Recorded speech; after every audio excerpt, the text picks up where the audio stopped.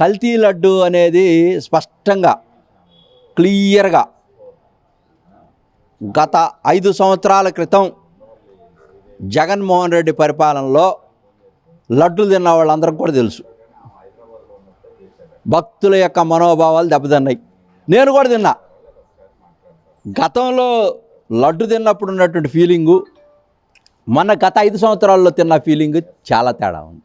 ఊరిని పాసిపోయి తిరుపతి కొండ దిగంగానే పాసిపోయి ఇప్పుడు లడ్డులు చూడమనండి.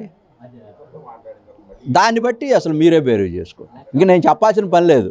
Only they witness of Chandrababu Naidu పరిపాలనలో లడ్డు ఎట్లుంది, గత 5 సంవత్సరాలు జగన్మోహన్ రెడ్డి హ్యాబిచువల్ క్రిమినల్స్ ప్రభుత్వ పాలనలో లడ్డు ఎట్టుంది. వాళ్ళు సోషల్ మీడియాలో 200 కోట్ల రూపాయలు పెట్టి హల్చల్ చేసుకుంటున్నారు బ్లూ సోషల్ మీడియాలో. అసలు కల్తీ జరగలేదని. కల్తీ జరగలేనప్పుడు ఆ లడ్డు అట్టెందుకు ఉంది, ఈ లడ్డు ఎట్టెందుకు ఉంది, దాన్ని తేల్చమనండి. మేము వేసిన సిట్టు తేల్చింది కదా. ఎవరో వైవి సుబ్బారెడ్డి పిఏ, ఎవరో అయ్యప్ప అయ్యన్నో, ఇతను నార్త్లో ఉన్నటువంటి ఆ యొక్క చీప్గా దొరికేటువంటి నెయ్యి, కల్తీ చేసినటువంటి నెయ్యి కొన్ని టన్నులు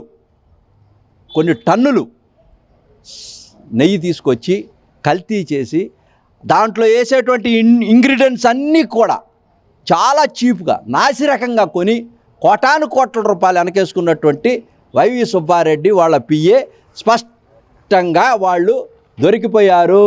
దొంగలు. కల్తీ జరిగింది 100%.